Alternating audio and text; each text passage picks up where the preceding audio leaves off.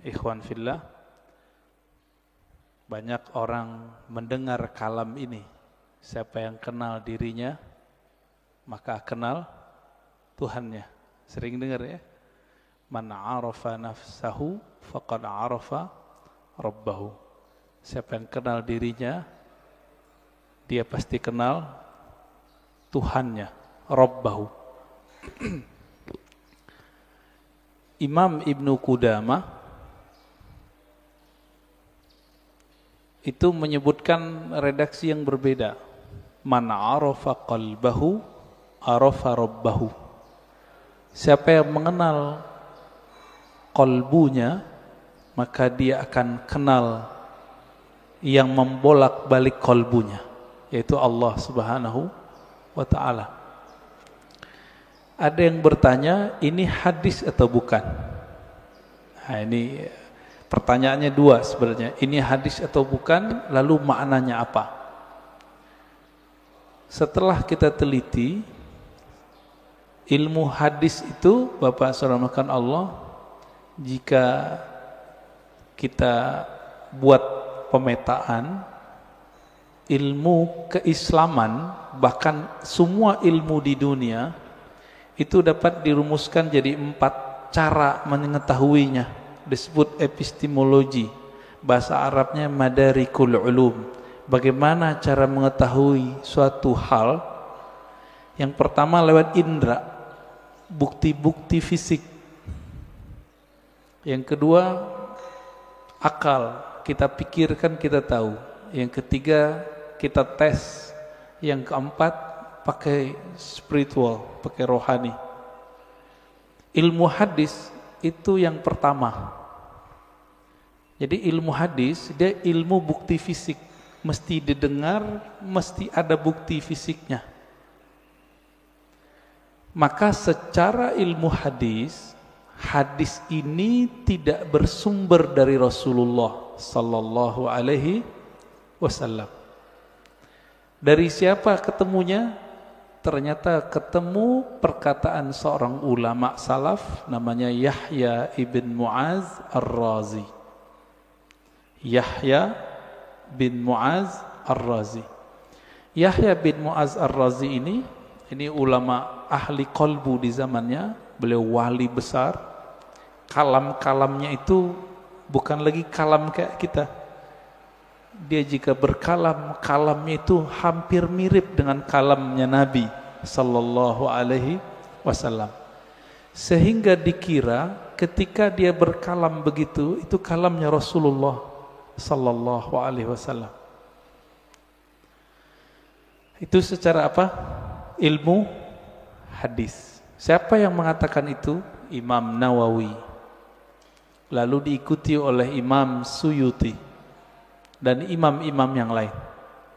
Jadi secara ilmu hadis gak ketemu di Sahih Bukhari, gak ketemu di Sahih Muslim, gak ketemu di Sunan Abu Dawud, Tirmizi, Nasai, gak ketemu. Ketemunya di perkataan-perkataan ulama. Nah, jadi tolong Bapak saudara Allah yang hobi ngaji tasawuf, harus tahu bab ini secara ilmu hadis. Ilmu hadis pendekatannya bukti fisik, disebut dengan empirik. Ya.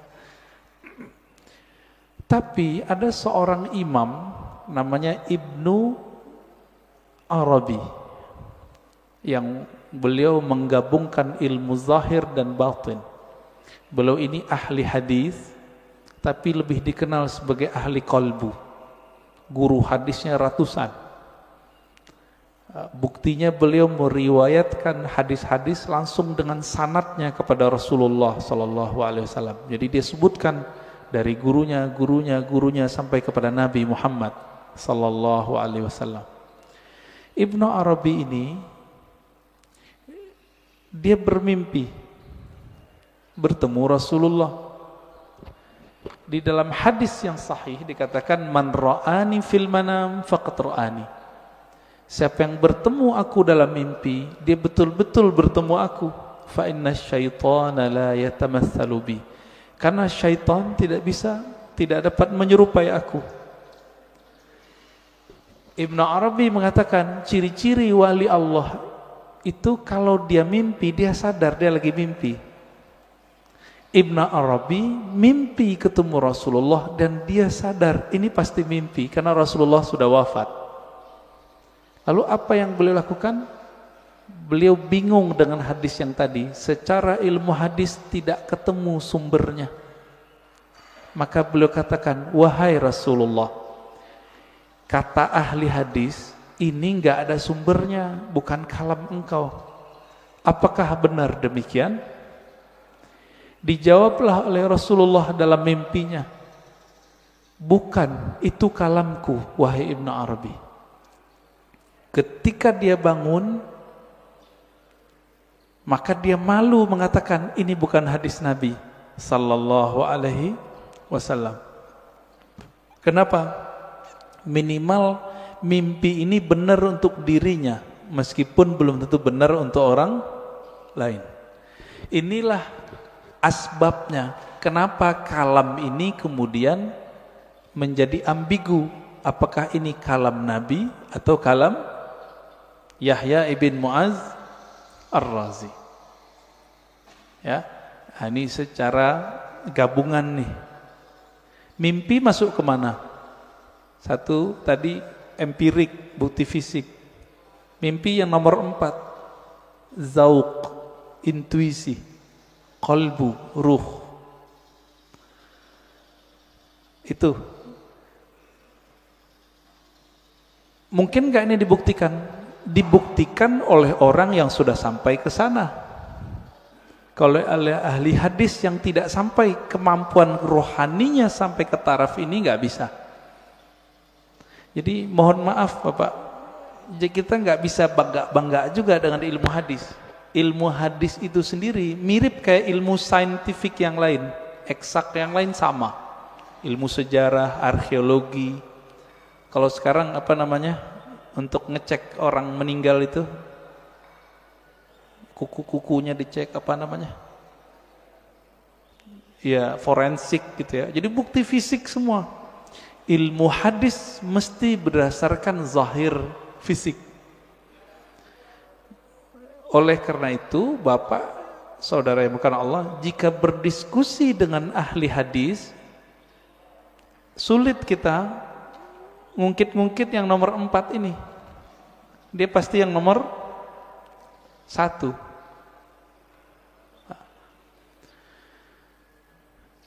Coba lihat kalamnya. Siapa yang kenal diri, kenal Allah. Isinya benar gak? Bagus gak kalamnya? Bagus. Berarti secara ilmu hadis, tidak semua kata-kata yang bagus, kata-kata yang benar itu kalam Nabi. Secara ilmu hadis banyak Pak. Bahkan tidak semua yang benar itu kalamnya Nabi. Contohnya Monas di Jakarta, benar gak? Saya bilang Nabi bersabda Monas di Jakarta. Jadi palsu gak? Jadi hadis palsu deh Pak. Maka tidak semua kata-kata yang benar, kata-kata yang baik itu pantas dikatakan bersumber dari Rasulullah sallallahu alaihi wasallam. Nah, ilmu hadis begitu Pak, agak kaku. Ilmu hadis ini dia harus dibuktikan. Saya ketemu guru saya ketemu gurunya. Ini sebagai contoh hadis yang paling sering kita dengar, innamal a'malu bin niat. Hadis ini Imam Bukhari mengambilnya dari ahli Mekah, namanya Humaidi. Gimana ketemunya? Oh, ternyata Imam Bukhari melakukan rihlah sekaligus haji. Bertemulah dengan Imam Al-Humaidi, murid dari Imam Syafi'i. Terbukti, secara ilmu hadis dikatakan muttasil, hadisnya nyambung. Makanya innamal a'malu binniyat hadisnya sahih, ditaruh di nomor 1 dalam Sahih Bukhari. Imam Bukhari sering mimpi ketemu Rasulullah, iya, tapi mimpinya dia tidak taruh di bab hadis. Ada seorang imam namanya Al-Baihaqi, punya kitab judulnya Syu'abul Iman dan Zuhud.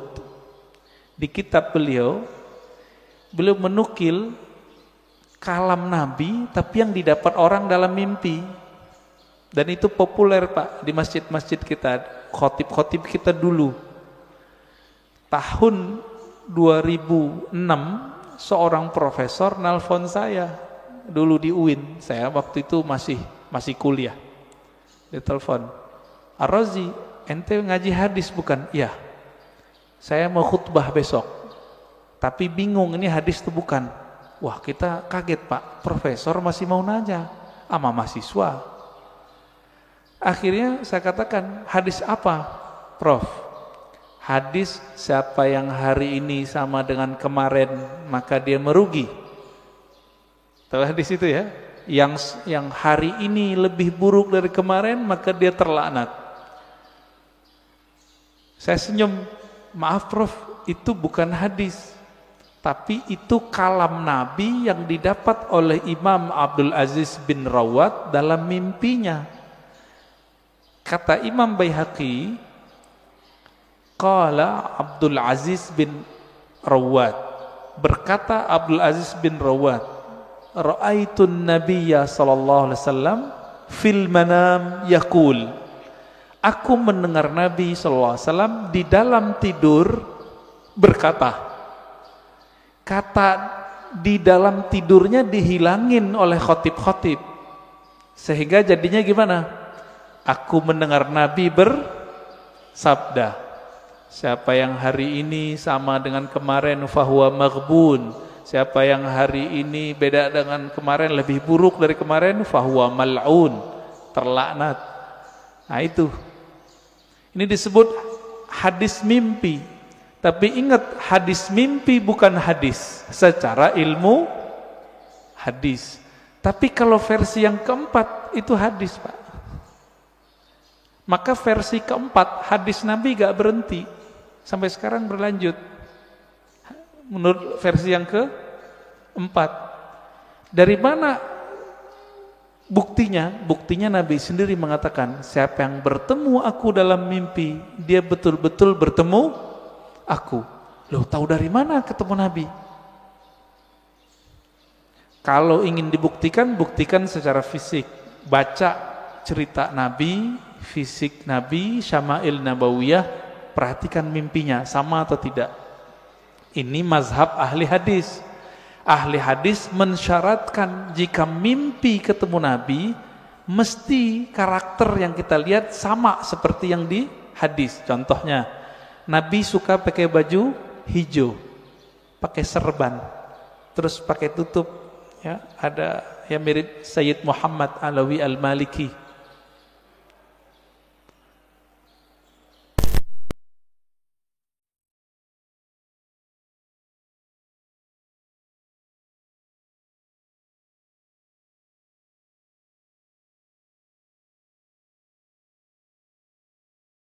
Sir rahasia di dalam ini nggak pernah bohong. Ma kadzabal fuadu ma ra'ah. Dalilnya itu. Tidaklah si fuad ini, si kolbu ini, si hati ini pernah berbohong dengan apa yang dia lihat. Jadi walaupun Nabi sudah meninggal menurut ahli hadis, tapi bagi ahli ruhani Nabi nggak pernah mati Pak. Nabi cuma pindah alam, alam ruh, alam barzakh, alam malakut jabarut. Nah, ada di antara ulama yang setiap hari bisa ketemu Nabi. Siapa itu? Gurunya Imam Syafi'i, namanya Imam Malik. Dihikayatkan dalam kitab Hilyatul Aulia, kitab hadis, tapi berkaitan dengan Tazkiyatun Nafs. Karya Imam Al-Hafiz ahli hadis Abu Nu'aim Al-Asfihani. Imam Malik berkata, "Ma bittu lailan illa wa ra'aitun nabiyya sallallahu alaihi wasallam." Lebih kurang begitu. Tidaklah aku beristirahat malam hari, melainkan saat aku memejam mata, aku memandang kepada Rasulullah sallallahu alaihi wasallam. Tiap malam, Pak. Siapa imamnya?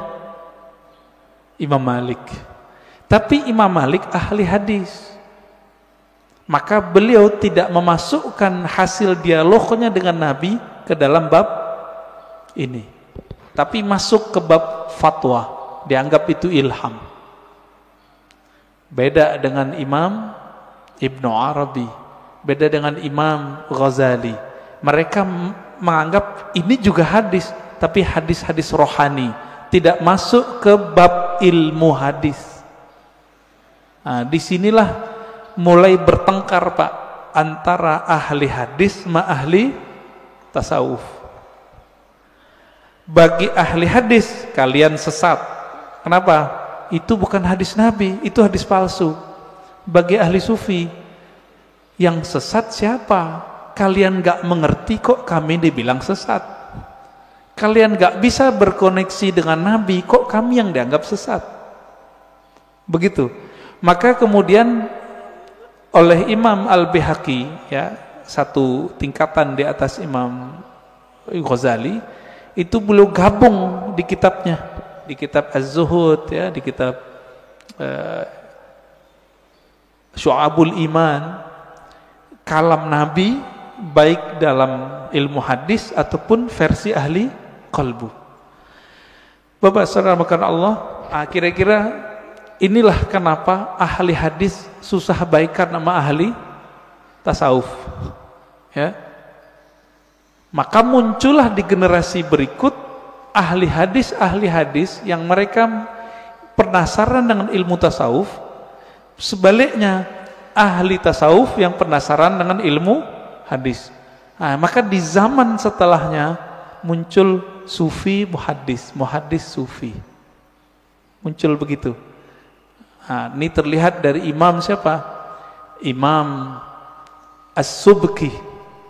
Dia ahli hadis juga murid Ibnu Athaillah Sakandari, pengarang Hikam.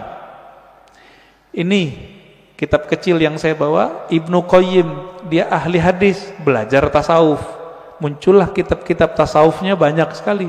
Madarijus Salikin, Al-Wabilus Sayyib, Iddatus Sabr, Raudatul Muhibbin. Banyak sekali kitab tasawufnya. Puncaknya nanti ada pada Imam Murtada Zabidi, ahli hadis juga ahli sufi. Terlepas dari itu Bapak salmakan Allah, perbedaan itu sampai sekarang masih ada, ya. Makanya sekarang istilah ahli hadis ini diambil oleh sekelompok orang dan menamakan dirinya kelompok sunnah. Boleh enggak? Ya boleh-boleh aja. Tinggal bukti aja sanadnya, ya. Punya sanad enggak kepada Rasulullah sallallahu alaihi wasallam? Karena ilmu hadis ilmu sanad. Enggak punya sanad, kazzab, maka dia pembohong. Lalu benarkah kalam man arafa nafsahu faqad arafa rabbahu? Kita sudah katakan tadi, itu benar. Terlepas dari ini kalam Nabi atau bukan, kalam ini sudah menjadi kaidah dalam ilmu tazkiyatun nafs, ilmu tasawuf, ilmu kerohanian. Lalu apa maknanya? Siapa yang kenal dirinya, maka dia kenal Tuhannya. Antum nih teman-teman, namanya misalnya Abdullah, dikasih bapaknya Abdullah. Mengenal diri itu mengenal tubuh si Abdullah atau kenal yang mana? Sekedar mengenal jasad? Tentu tidak. Lalu kenal apa ini? Kenal yang mana ini? Bukan yang jasad ini. Kan banyak juga Pak anak-anak udah 7 hari nggak punya nama. Bapaknya datang ke kita, Tat, kasih nama dong anak saya. Berarti nama jasad ini itu bisa dibuat, bisa dirubah Pak. Sebelum kita masuk ke tubuh ini, kita punya nama. Benar nggak punya nama? Kita lahir di dunia, yang ngasih nama siapa? Orang tua, guru. Sebelum kita masuk ke dunia ini, kita di alam ruh. Allah mengatakan, alastu birabbikum, bukankah aku Rabbmu? Allah memanggil kum, kamu. Berarti kita ada nama, Pak. Cuma nama ini disimpan di dalam dada Rasulullah sallallahu alaihi wasallam. Kita nggak tahu. Ditanyalah oleh orang Bani Israel, orang ahli kitab, ya Muhammad, apa itu ruh? Turunlah ayat yas'alunaka 'anir ruh. Mereka bertanya kepadamu mengenai ruh. Katakanlah ruh itu urusan Allah. Kamu tidak diberi ilmunya kecuali sedikit. Sedikit di situ, wa ma utitum minal ilmi illa qalila. Sedikit menurut siapa? Menurut saya, menurut Nabi, menurut Bani Israel, atau menurut Allah? Menurut Allah. Maka sedikit menurut Allah itu banyak menurut kita. Ya. Orang kaya di Indonesia bilang, saya ngeluarin uang dikit. Dikitnya itu udah 100 triliun, Mbak. Ya. Apalagi raja di raja alam semesta ini, Rabbul Alamin, Allah Subhanahu wa ta'ala. Ilmu ini disimpan dalam dada Rasulullah. Ada sahabat yang dikasih tahu, ada yang tidak. Maka Nabi itu bisa ngerti, Pak, dengan izin Allah. Ada orang nih jihad, kayaknya paling kuat, kayaknya paling banyak bunuh musuh. Tapi Nabi mengatakan finnar, finnar, masuk neraka, masuk neraka. Kenapa? Nabi tahu namanya sudah ada di neraka, nggak dihapus dari neraka. Ternyata benar, orang ini beramal cuma dengan fisiknya, ruhnya tidak beramal. Ruhnya gak beramal, Pak. Jadi ketika disebut siapa yang kenal dirinya, maka kenal Tuhannya. Diri yang fisik, yang mengenal diri fisiknya, dia baru mengenal perbuatan Allah. Disebut ma'rifatul af'al, mengenal perbuatan Allah. Ajaib enggak kelahiran manusia? Penciptaan manusia ajaib enggak? Ajaib, Pak. Kok bisa-bisanya ada makhluk hidup di perut seorang perempuan? Itu ajaib itu. Saya mau tanya nih yang udah nikah, yang punya anak. Itu antum yang menciptakan anak? Atau cuma sebab doang? Ya, bikin doang ya. Tapi kita enggak yang gedein, yang mengembangkan biar kasih tulang, enggak. Ya, coba tanya sama yang udah pernah hamil, ibu-ibu yang udah hamil tanya.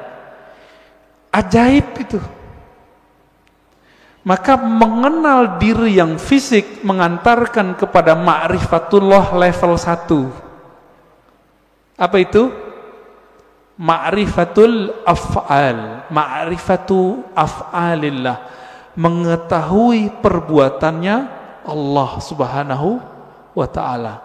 Itulah yang dibahas dalam surah Al-Mu'minun itu. Ya, ayat 11 ya. Begitu juga di surat Ar-Rum ya, sebelum ayat tentang pernikahan itu kan tentang penciptaan kita semua.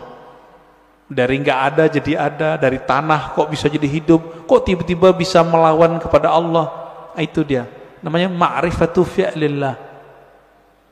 Jadi kalau ada ahli biologi, ahli ilmu-ilmu eksak tidak mengenal Allah lewat ini, lewat dia, berarti dia tersesat, nggak mengenal Allah. Itu satu. Diri yang fisik. Nah, kita punya diri yang disebut dengan nafs tadi. Jadi nafs itu sendiri artinya ada nafs fisik, ada nafs jiwa. Orang kita nyebutnya sukma, perasaan, nah itu masuk di situ. Yang bilang saya emosi, nah itu dia. Saya jatuh cinta, ada itu. Seneng, sedih, itu masuk ke si nafs ini. Yang nafsunya besar, yang nafsunya kecil, penakut, pemberani, itu si nafs. Nah, punya enggak nih? Punya ya? Punya kita. Inilah yang dikatakan di Quran, wa man nahan nafsa 'anil hawa fa innal jannata hiyal ma'wa. Yang mampu menahan, mengendalikan nafs jiwanya, maka dia dapat surga. Nah, ini ma'rifat apa nih? Ini masih sama. Ma'rifatu fi'lillah.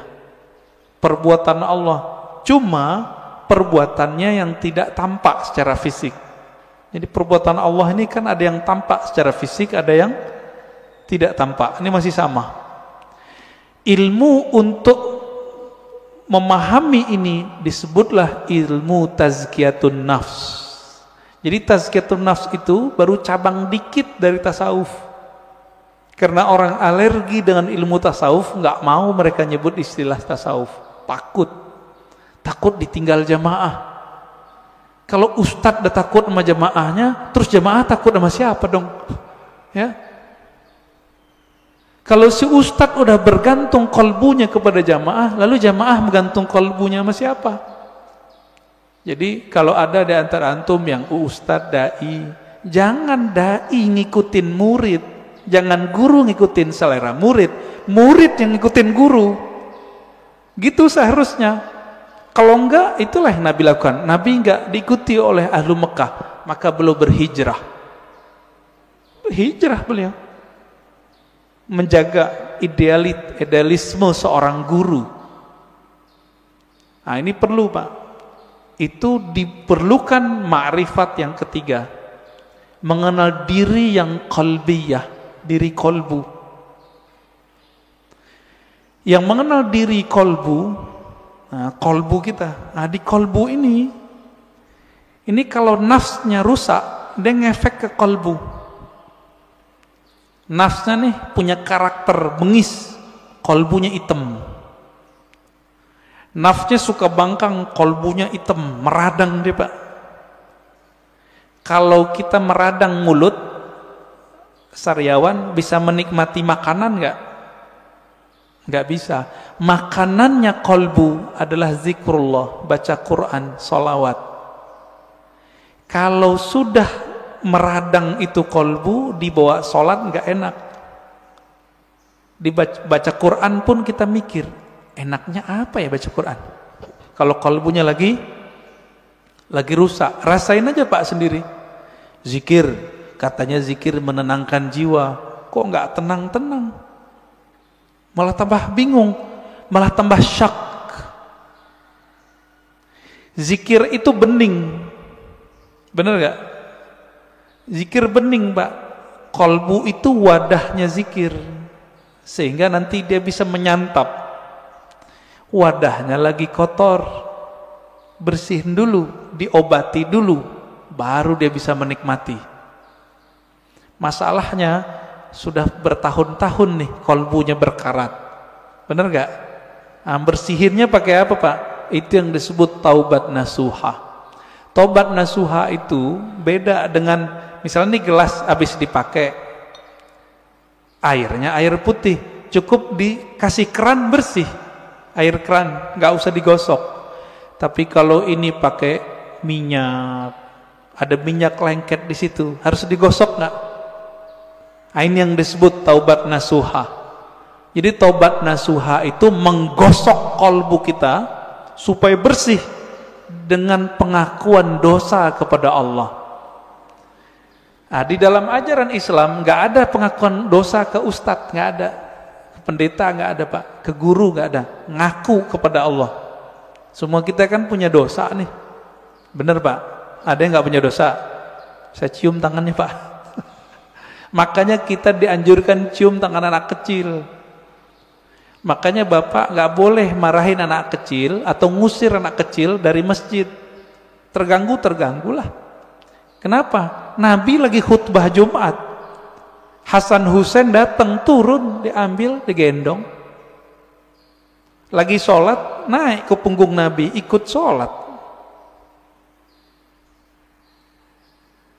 Keberisikan iya, tapi sekali kita usir dia, nanti anak tuh mikir masjid itu tempat orang-orang galak ya, gitu.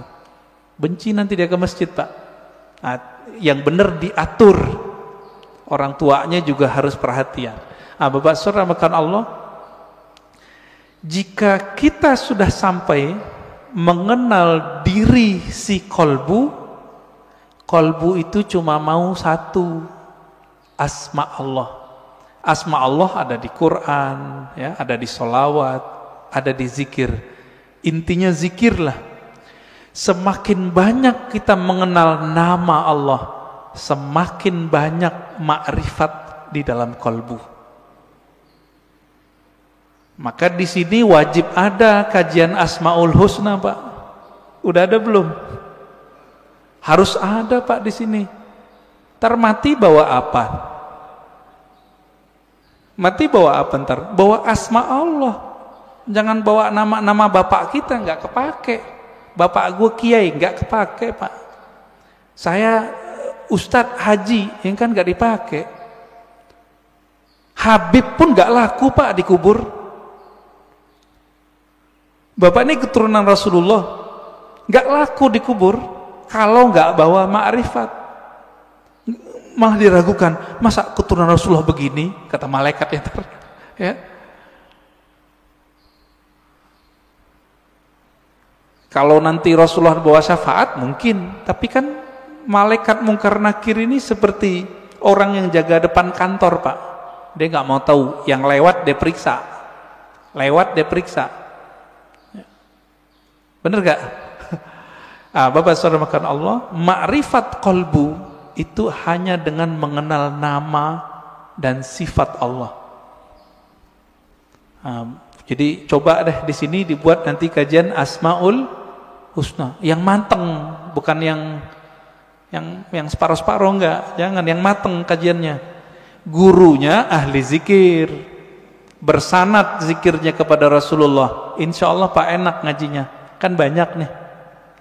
Carilah ya, semoga ketemu nanti. Asma sifat. Ma'rifatus sifat itu masih bagian dari kolbu, paling dalam. Dia udah masuk ke dalam sirnya kolbu. Kan kolbu ini dia ada bagian-bagiannya, Pak. Kolbu itu disebut ada fuad. Ada yang disebut dengan lub. Inti dari kolbu disebut lub. Rahasia yang ada di dalam inti kolbu itu disebut dengan sir. Maka disebutkan dalam Al-Quran, Allah ya'lamu sirra wal akhfa. Allah mengetahui yang sir, yang tersembunyi, bahkan yang akhfa, yang samar. Itu ketahuan oleh Allah SWT. Di mana kesimpannya itu? Itu di dalam kolbu paling dalam. Kita ini semua dulu kan pernah ketemu Allah. Memori itu kesimpan di situ, Pak. Ada yang ingat nggak? Nggak ada yang ingat ya? Bener. Makanya Allah utus Rasul. Supaya apa? Memantik sir supaya dia kemudian kembali muncul. Ketika muncul sir itu bernama zikir.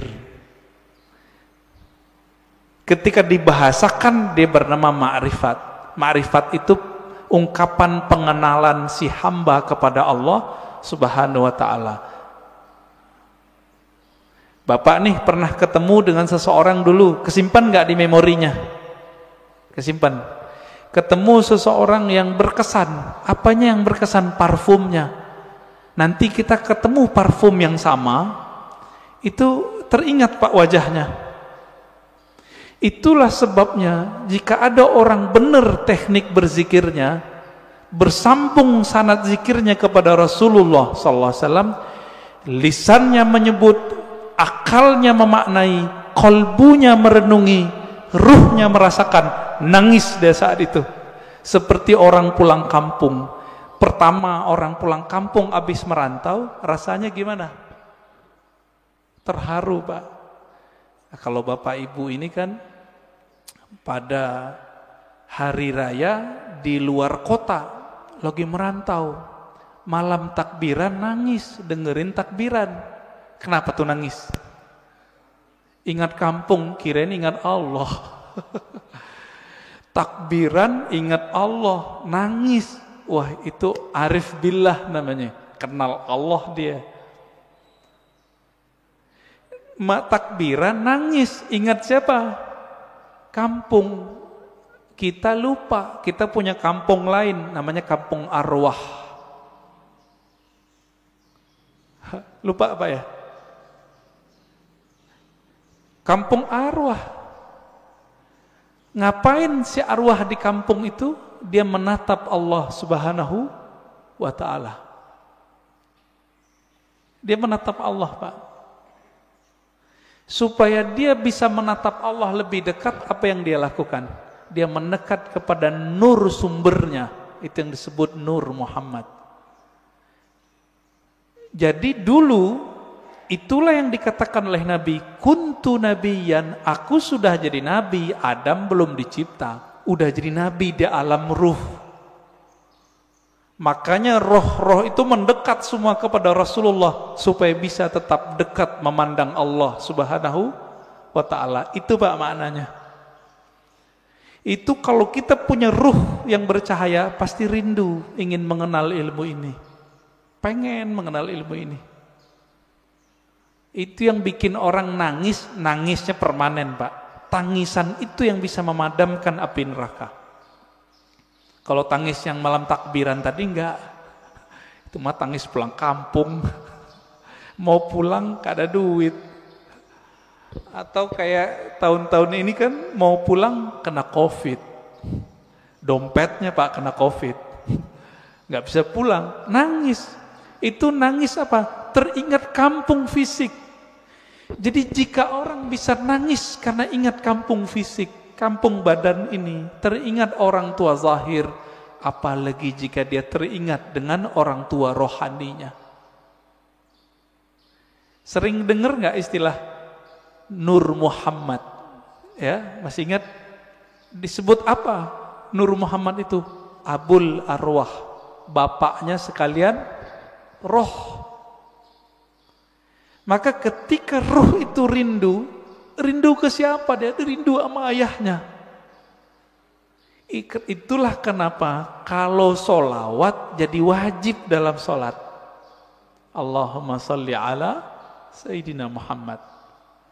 Ini orang malah debat, nggak boleh pakai Sayyidina, boleh pakai Sayyidina. Itu mah debat biasa itu.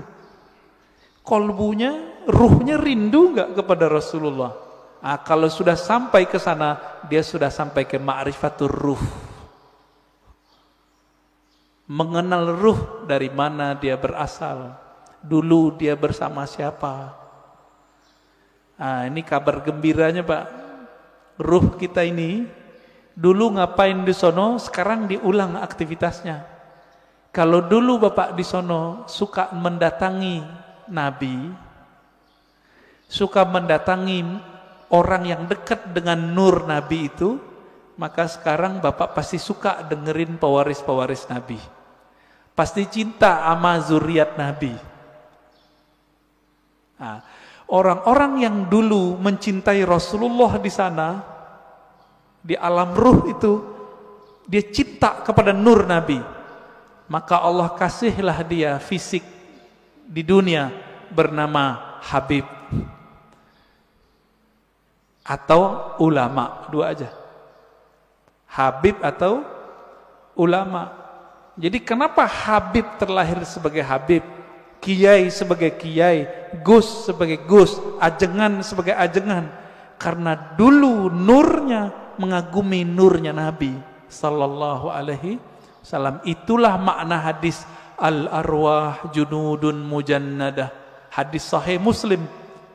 Ini syarahnya jarang orang menjelaskan ini. Roh itu dia berbaris-baris seperti tentara. Nah, dulu nih Bapak kalau dibukakan pintu kolbunya, itu bisa lihat Pak. Dulu kita seperti ini di sono, ngumpul Pak seperti ini. Bapak kenapa sebut masjid ini Masjid Nabawi? Karena merindukan Nabi Sallallahu Alaihi Wasallam. Semoga para pewakaf, pendiri, pengurus diberkahi oleh Allah, diberi rindu kepada Rasulullah. Bahkan sebelum wafat Allah kasih mimpi ketemu Rasulullah sallallahu alaihi wasallam. Amin. Pasti bisa, Pak. Rasulullah kan nggak mati. Nggak mati beliau. Cuma pindah alam. Kalau kita bisa mati sebelum mati, bukan bunuh diri loh Pak ya. Mati sebelum mati itu apa? Mampu memilah ini alam jasad, ini alam pikiran, ini alam kolbu, ini alam ruh. Mampu dia berzikir, bertahan, bisa dia ketemu Rasulullah sallallahu alaihi wasallam. Bisa Pak. Dulu Sayyid Muhammad Alawi Al-Maliki kalau mau ngapa-ngapain itu nanya sama muridnya, masih hidup, saya nggak usah sebut namanya, kalau disebut ntar jadi orang mengkultuskan beliau nanti. Orang kita Pak, Jawa Tengah kalau nggak salah ya, Kiai Fulan, bertanya ke beliau, bocah ya waladi, kira-kira begitu ya, anakku, coba tanya ke Nabi, saya mau melakukan ini, beliau restu nggak? Itu yang minta siapa? Sayyid Muhammad, keturunan Rasulullah sallallahu alaihi wasallam, hafal banyak hadis. Muridnya pakar mimpi ketemu Rasulullah. Karena sholawat gak berhenti-berhenti beliau. Sholawat aja terus. Maka Bapak Ibu saudara makan Allah, jika ingin bertemu Rasulullah, sholawat terus. Terus itu apa ujungnya? Ujungnya mati. Jadi kalau belum mati jangan berhenti. Dijamin Pak, pasti. Kenapa? Hadis jaminannya jelas. Man shalla alaiya sallallahu alaihi asyara marat. Yang salawat kepadaku, Allah salawat kepadanya 10 kali. Saya mau tanya nih, ini 10 kali menurut kita atau menurut Allah?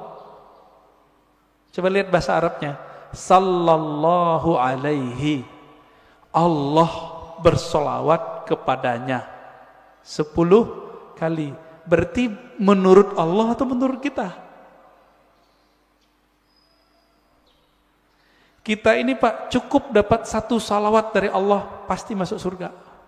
Salawat disertai rahmat, masuk surga. Kalau 10 ketemu Rasulullah sallallahu alaihi wasallam, ketemu Rasulullah pasti. Maka Nabi mengatakan ini garansi Rasulullah. Orang yang paling dekat kepadaku nanti siapa? Aksaruhum salatan, yang paling banyak bersolawat kepadaku. Inilah media kalau mau ketemu Rasulullah. Bisa. Siapa yang bilang gak bisa ya? Nabi mengatakan nanti di akhir zaman ada Dajjal.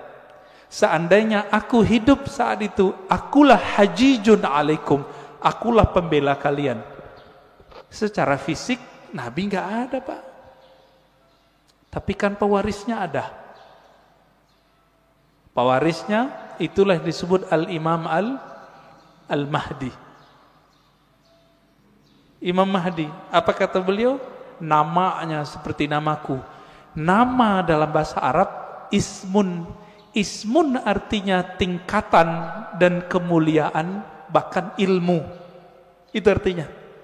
Bukan Muhammad bin Abdullah. Muhammad bin Abdullah mah banyak habaib namanya dari dulu Muhammad bin Abdullah, tapi bukan Imam Mahdi. Ya. Ini sekarang banyak yang kajian akhir zaman tapi terjebak pada riwayat ahli hadis fisik. Tidak mempertimbangkan ahli rohani. Nah, ini kesalahan besar kajian akhir zaman hari ini. Akhirnya yang terjadi cocok logi. Kita berterima kasih, syukron ya, terima kasih para asatis akhir zaman, antum telah membuat kita aware, sadar mengenai hadis akhir zaman. Cuma kadang nggak cocok. Hidungnya lurus gitu ya. Itu mah ciri fisik habaib, rata-rata begitu hidungnya. Ya. Bukan itu kalau mengenal Rasul. Rasul itu kolbunya yang mau dilihat. Berarti ini yang disebut ismun tadi. Ya.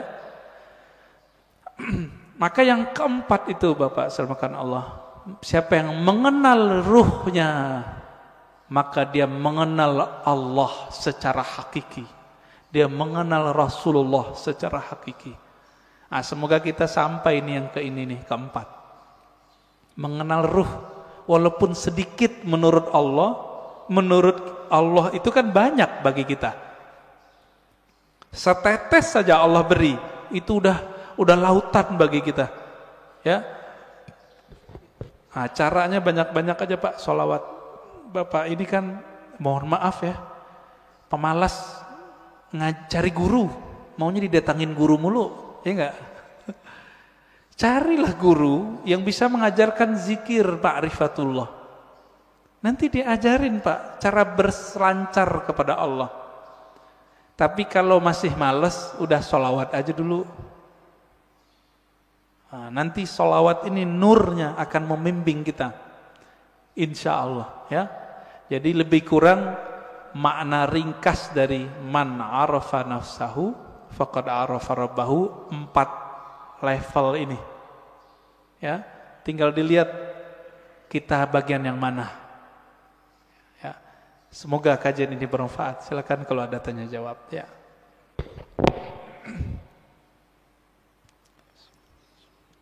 Alhamdulillah selesai materinya, kita masuk ke sesi tanya jawab. Mungkin saya tanyakan dari akun YouTube An-Nabawi TV. Ada 5 pertanyaan nih, tapi tidak semuanya dipilih yang terbaik. Yang pertama, mohon penjelasan Buya tentang perkataan bahwa telinga yang berdenging adalah nama kita disebutkan di alam malakut, maka bersolawatlah. Mohon penjelasannya tentang perkataan ini, jazakallah. Yang kedua Buya, betulkah hadis surga di bawah telapak kaki ibu itu hadis palsu? Mohon penjelasannya Buya. Iya. Demikian dari YouTube, itu aja yang terbaik kedua. Yang pertama tentang kalau telinga berdenging, nama kita disebut di alam gaib malakut ya. Itu yang hadisnya dinukil oleh Imam An-Nawawi dalam kitab Al-Azkar. Hadisnya lebih kurang hasan, tapi tidak menyebutkan mengenai alam malakut. Nabi cuma mengatakan, siapa yang telinganya berdengung, lebih kurang begitu, maka bacalah basmalah. Lalu ada doanya, zakaraniallahu bi khairin, semoga Allah menyebutku dengan yang baik. Itu maksudnya, bahkan bukan malakut saja, semoga Allah menyebutku dengan yang baik. Berarti lebih dari Jabarut, lebih dari semuanya. Kalau Allah berbicara di mana? Karena Allah enggak petu tempat. Nah, ini yang disebut qadim. Ya, qadim. Tapi bisa saja kalam Allah disampaikan ke alam-alam yang lain.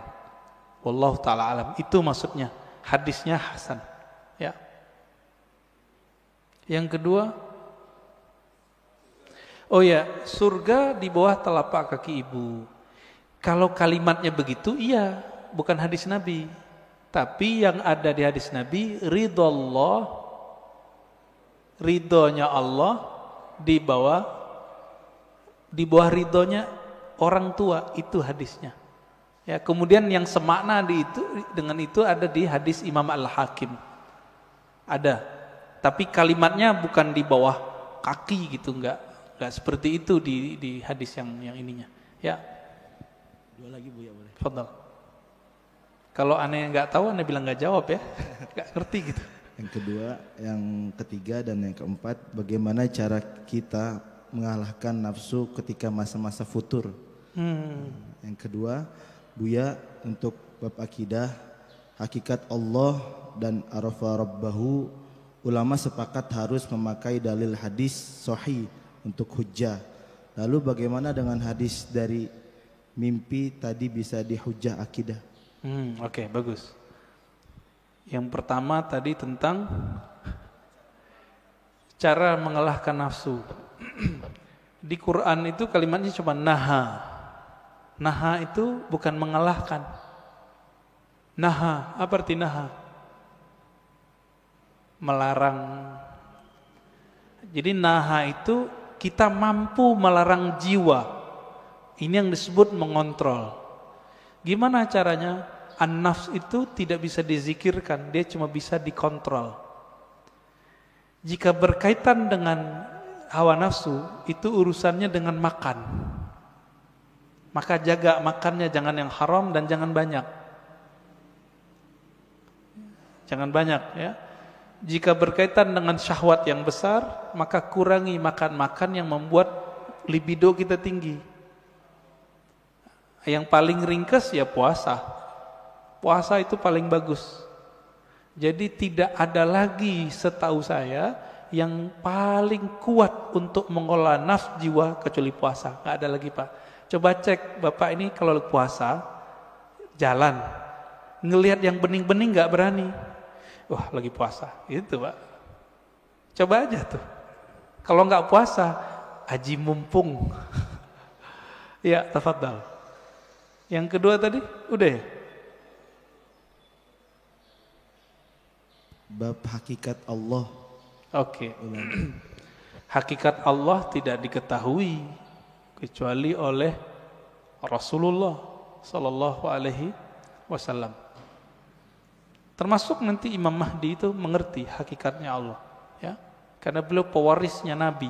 Plek apa yang Nabi tahu ada di dalam kolbunya. Tapi bagaimana dengan mimpi? Bagaimana dengan kaedah tadi? Untuk hujjah akidah mesti hadisnya sahih, bahkan mesti mutawatir oleh sebagian ulama. Itu bab ilmu akidah. Ilmu akidah babnya bab akal. Ilmu akidah bab akal. Oke, kalau mimpi tadi bab mana? Yang nomor 4. Ya, orang ahli akal nggak percaya sama mimpi. Orang yang jago mimpi ketawa sama ahli akal, ilmumu segitu aja. Nah, jadi kita nggak perlu membantah. Ini dua jalur yang berbeda, gitu. Nabi SAW mimpi nggak? Mimpi Pak. Wahyu pertama yang turun ke Nabi itu mimpi. Hadis Sahih Bukhari, kitab Bad'il Wahyi. Awal ma budi'a bihil wahyu ar-ru'ya salihah. Kira-kira begitu kalimatnya. Wahyu pertama yang turun itu bukan Quran. Yang pertama turun cahaya turun kepada qalbu Nabi sehingga beliau melihat mimpi yang indah. Akibatnya beliau suka menyepi. Faitahannath fi ghari Hira. Lalu beliau menyepilah di Gua Hira. Itu. Jadi kalau kita menolak bab mimpi sama dengan menolak bab wahyu. Ingat, mimpi siapa nih? Mimpi waliullah, mimpi nabiullah. Kalau mimpi bapak, ibu mungkin ya, kita tolak aja ya. Tapi Nabi mengatakan di akhir zaman hampir-hampir saja mimpi semua orang beriman itu benar. Pada beriman gak sih? Beriman gak? Beriman gak? Benar ke siapa? Ke Allah, ke Rasulullah. Rasulullah mengatakan salah satu warisan kenabian itu adalah ar-ru'ya as-salihah. Ar-ru'ya as-salihah juz'un minan nubuwah. Hadis Imam Tirmizi, hadis sahih. Ya. Jadi ahli qalbu itu jaga benar. Ternyata Imam Bukhari, Imam Tirmizi, imam-imam itu menghargai mimpi, maka mereka buatlah satu bab, satu kitab dalam sahih mereka, kitab Ta'birur Ru'ya. Imam Bukhari punya kitab itu. Dalam Sahih Bukhari bab mengenai takbir mimpi. Kenapa Pak? Ternyata sahabat Nabi setiap ba'da subuh setoran mimpi yang bening-bening itu kepada Rasulullah. Mimpi malaikat, mimpi melihat ada cahaya dari langit. Itu mereka cerita kepada Rasulullah.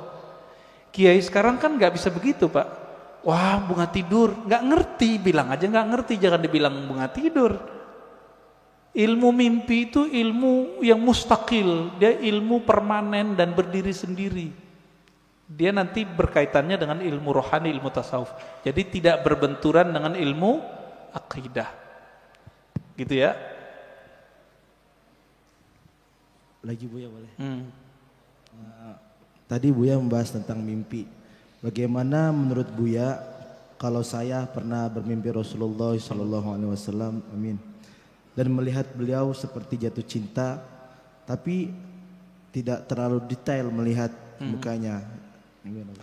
Iya, kita sudah bacakan hadisnya tadi. Nabi bersabda, "Man ra'ani fil manam faqad ra'ani." Bahkan ada satu riwayat, "Faqad ra'al haq." Siapa yang bermimpi bertemu aku, maka ia telah melihat al-haq, kebenaran. Bahwa itu benar-benar Nabi sallallahu alaihi wasallam. Tapi kok kurang jelas? Kurang jelas itu karena ma'rifatun nabinya kurang jelas. Karena mengenal nabinya masih kurang detail, maka melihat nabinya masih samar. Bahkan ada teman kita yang mimpi Nabi itu nggak mau noleh, Pak. Nggak mau noleh. Cerita ke saya nangis-nangis. Rasulullah marah sama saya ya. Ada yang begitu.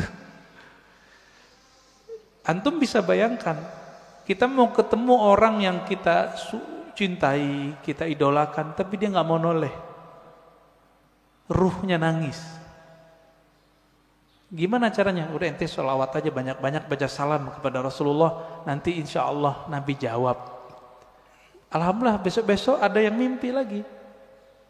Jadi ini bukan kita ngayal, bukan. Ini beda dimensi dia. Kalau ingin cek kebeningan kolbu, tanya mimpinya apa. Jika bapak saya, ini kita lagi kotor, jiwa kita kotor nih. Mau kiai, mau ustadz, mau jamaah, mau tahajud, kotor Pak, pasti mimpi basah. Jadi kalau mimpi basah, tobat Pak, tobat rohani. Dosa enggak, tapi rohani kita, oh kayaknya hati kita kotor. Sayyidina Umar ketika bermimpi menggauli budaknya. Budak halal enggak? Halal. Apa kata beliau? Syaghalatni siyasah. Ya Allah, aku tersibukkan oleh urusan politik sehingga lupa wirid. Ini Umar, ngerti beliau. Tapi beliau pun kalau mimpi sama yang halal. Kalau kita kan kita berharap mimpi sama artis, Pak. Ya. Silakan. Baik. Assalamualaikum warahmatullahi wabarakatuh. Waalaikumsalam. Pak Ustadz, Pak Kiai, kalau boleh mohon maaf, saya sedikit ingin memuji Pak Ustadz. Saya baru ketemu Ustadz Kiai yang cahayanya bagus. Allah. Dan bening, ini pertama. Yang kedua, saya umur 74 tahun. Tapi baru sekarang saya ketemu Ustadz mengatakan bapaknya roh itu adalah Nur Rasulullah. Sallallahu. Alhamdulillahirrahmanirrahim. Ilmu saya bertambah satu sekarang Pak, luar biasa. Saya juga merinding ini Pak, dengarnya. Selama ini saya nggak ngerti bapaknya roh itu siapa. Mudah-mudahan juga teman-teman saya di Nabawi ini sama juga mudah-mudahan, tapi nggak tahu. Seperti Pak Ketua DKM mungkin lebih ahli, sama Pak Nenggolan lebih ahli daripada saya. Jadi tahu kalau saya 74 tahun umur nggak tahu bapaknya roh saya siapa.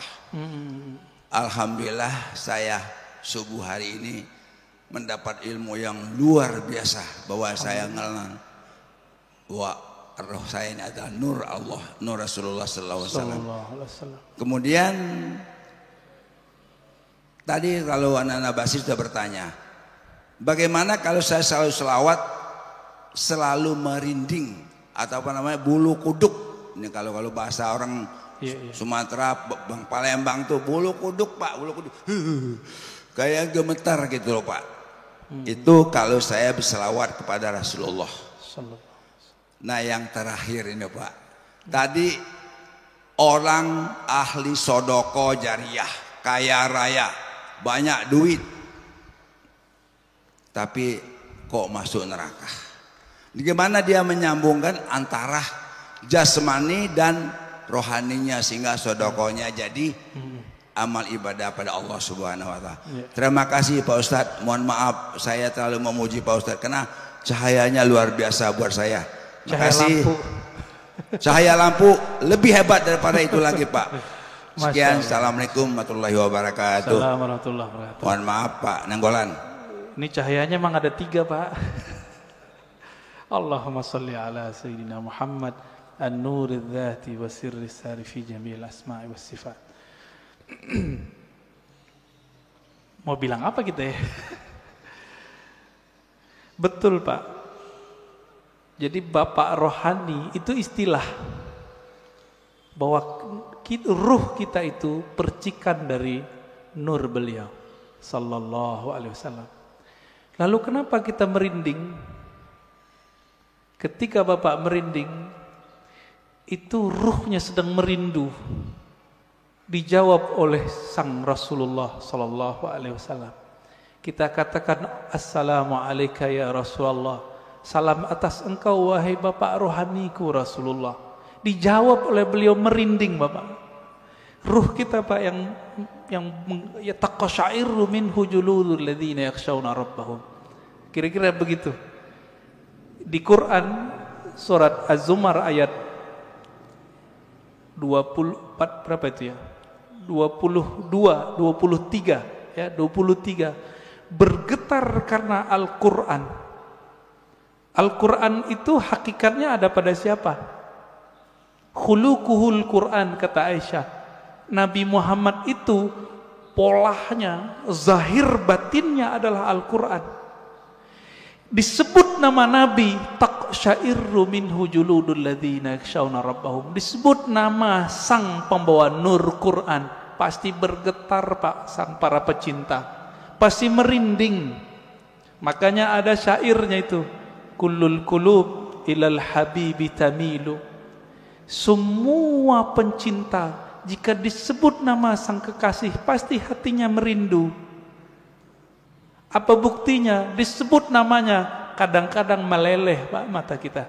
Rindu dengan kampung rohani, rindu dengan orang tua rohani. Saya nih, ibu saya baru wafat setahunan. Kalau disebut ibu saya, Pak, saya nangis. Padahal itu ibu fisik. Apalagi kita sebut nama Rasulullah sallallahu alaihi wasallam. Nama Nabi Muhammad sallallahu alaihi wasallam. Rindunya lebih dahsyat, tapi kita harus tahan. Maka lepaskanlah rindu itu dengan menyebut nama Nabi. Allahumma salli ala Sayyidina Muhammad an-nuril dhati wa sirri sari fi jamil asma' wa sifat. Assalatu wassalamu alaika ya Sayyidi ya Rasulullah. Kira-kira begitu, Pak. Allahumma salli ala.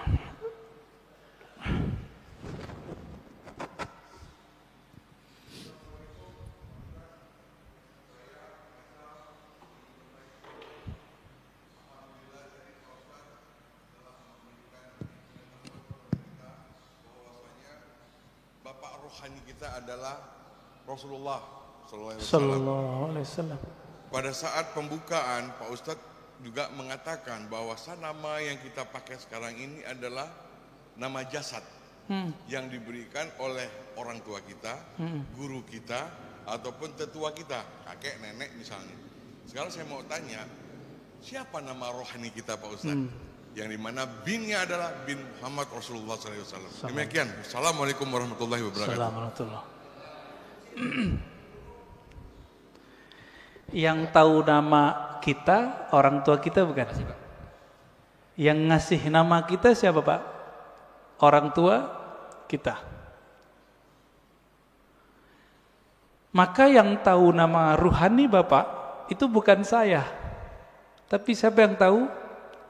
Bapak Ruh.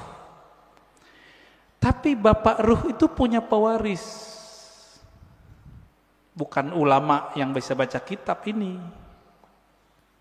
Ulama yang mewarisi kolbunya Nabi, plok semuanya dia warisi. Itulah nanti namanya Al-Imam Al-Mahdi. Kalau umur Bapak panjang bisa. Jika belum muncul Imam Al-Mahdi, maka wali yang disebut wali ghaus.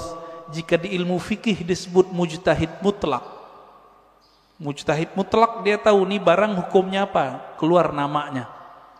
Maka bagi ahli ruh, Wali-wali yang disebut wali kutub itu mereka nggak ngerti. Yang ngerti wali namanya Ghaus. Jadi wali itu kan banyak Pak.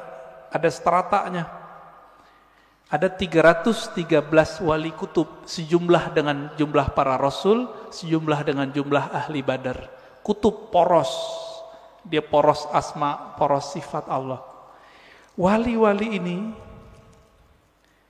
ada satu pemimpin yang jadi guru mereka, orang tua rohani mereka sekarang ini.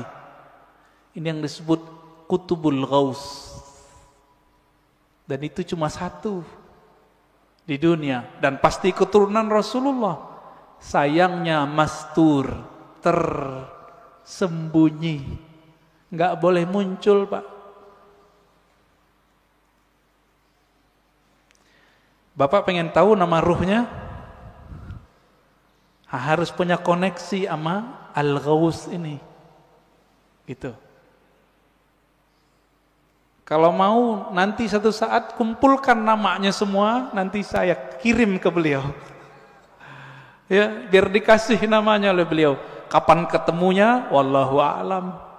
Insya Allah ketemu. Insya Allah ketemu. Para perindu Rasulullah pasti bertemu beliau. Bapak kalau mau silakan. Nanti kumpulkan namanya, nanti beliau kasih nama. Dikasih nama Pak, dengan nama itu Bapak nanti dipanggil oleh malaikat mungkar nakir ntar. Nama dari ayah rohani yang disimpan oleh kalbu beliau. Kira-kira begitu. Waduh, ini udah berbicara jauh kita nih Pak ya. Ya, tafadhal. Boleh terakhir dari Pak Haji Adang untuk bertanya.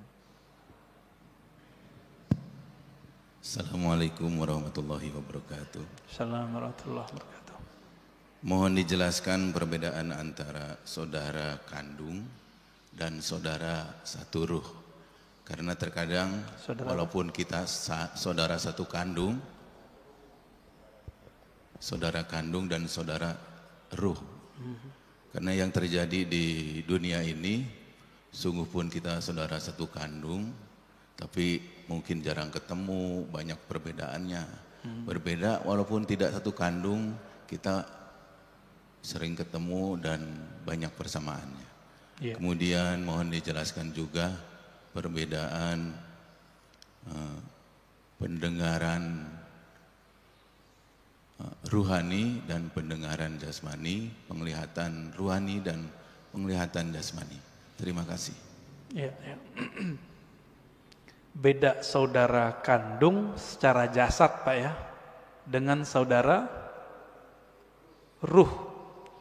Dalilnya surat Al-Hujurat, innamal mu'minuna ikhwah. Sesungguhnya orang beriman itu bersaudara. Loh, babenya siapa? Ya, bapaknya siapa? Itulah Rasulullah. Abul Mu'minin, bapaknya orang beriman. Maka istri Nabi disebut Ummul Mu'minin. Tapi kan kita nggak manggil Nabi Abul Mu'minin, padahal itu nama beliau sebenarnya. Disebut lebih tepat Abur Ruh. Saudara ruh ini itu diketahui dari syahadat Pak, dan pengenalannya kepada Bapak Ruh. Dan yang meniupkan roh tidak dicipta Pak. Tapi jika yang dimaksud roh itu jiwa dicipta. Jadi tergantung nih, kan ulama kita kadang menyebut roh tapi artinya nafs. Menyebut roh artinya kolbu, seperti Imam Ghazali. Maka ini dicipta. Inilah mazhab Imam Qushairi, Imam Ghazali, bahwa ruh dicipta. Tapi Quran kan ngomong ruh bukan yang itu. Kulir ruh min amri rabbi. Amri rabbi tidak dicipta. Roh adalah urusan Allah. Lillahil amru, ya. Allah punya amr, tapi juga punya penciptaan. Jadi Allah membedakan antara ciptaannya dengan urusannya. Urusan itu hembusan. Nah, jadi kita ini fisik ini dengan kun fayakun. Kalau ruh enggak, tiupan Pak, tiupan dari Allah Subhanahu Wa Taala. Sedangkan nur, nah yang Bapak cerita tadi, nur itu pancaran. Maka manusia itu dalam dirinya minimal ada 3 nasab. Ada nasab jasad, ada nasab nur, ada nasab ruh. Kalau nasab jasad, banyak yang tahu. Ini Habib Mahdi As-Sagaf yang wali di Parung, almarhum, udah meninggal ya, pesantren Nurul Iman. Itu dia berangkat ke Masjidil Haram, duduk di pintu apa gitu ya, tiba-tiba ada orang nyapa, kamu si anu ya, bin sampai ke Rasulullah. Itu nama jasad, silsilah jasad, bisa diketahui oleh banyak wali. Banyak wali bisa tahu Pak. Tapi kalau nasab nur, nasab ruh, cuma Nabi yang tahu. Karena qalbu Nabi diwariskan nanti isi ilmunya ke Imam Al-Mahdi, maka beliau tahu Pak nanti. Tapi nantinya udah nggak lama loh Pak ya. Jangan dikira 100 tahun lagi. Enggak. Ini COVID ini sudah penanda kalau ini sudah dekat. Negara udah banyak yang collab Pak sekarang. Bener nggak? Biasanya virus itu ya nggak nyampe setahun hilang. Udah setahun 2 tahun hilang. Kalau ada wali yang doa. Kan wali nggak mau doa Pak. Jadi wali-wali nggak berani doa, ya Allah angkatlah virus, nggak berani. Su'ul adab. Allahnya berkehendak ada virus, kita mau virusnya diangkat, sopan nggak? Maka mereka sekarang cuma ridho dengan apa yang ada. Itu wali. Jadi mohon maaf kalau bapak-bapak ini ngotot, ya Allah angkatlah virus, jangan maksa Allah dong ya. Kalau kita mengerti kehendak Allah, Allah belum berkehendak virus ini berangkat. Apa yang kita katakan? Ya Allah berikan aku kesabaran, ridhoi kami. Jika umur kami panjangkan dalam keselamatan. Jika Engkau ambil dalam syahid. Semoga yang meninggal dalam virus ini dianggap syahid. Amin, amin ya. Khalas Ustaz.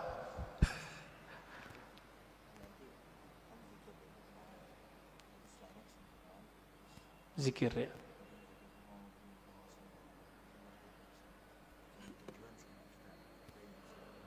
Ini langsung aja ya. Ya, oke.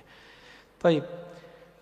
Bapak Ibu Saudara ikhwan akhwat fillah, kita simpulkan kajian kita pada pagi ini bahwa hadis man arafa nafsahu faqad araf rabbahu bukanlah hadis Nabi secara ilmu hadis, tapi secara rohani, ahli rohani menganggapnya dari Nabi. Nah ini tidak perlu dipertentangkan. Kenapa? Ilmunya beda. Ilmu hadis berdasarkan sumber empirik, ilmu ahli rohani berdasarkan pencapaian rohani. Dua ilmu ini tidak bertentangan, dia cuma beda jalan. Ya, karena dia beda jalan tidak disebut kontradiksi, karena tidak apple to apple. Ya, yang kontradiksi itu ada 2 ahli hadis bilang kata ahli hadis ini sahih, satu ahli hadis mengatakan palsu, baru disebut kontradiksi. Jadi itu tidak perlu dipertentangkan. Dan yang kedua, maknanya sangat dalam, bahwa itulah inti dari ilmunya ahli ma'rifat. Siapa yang mengenal diri yang mana, hakikat yang mana, dan nah itulah yang banyak. Semoga kita mendapatkan ilmu itu sebelum nyawa ini berpisah dengan badan. Allahumma salli wa sallim wa barik ala nabiyina Muhammad. Assalamualaikum warahmatullahi wabarakatuh. Saya mohon izin pamit, nggak ikut zikir ya. Ya, assalamualaikum.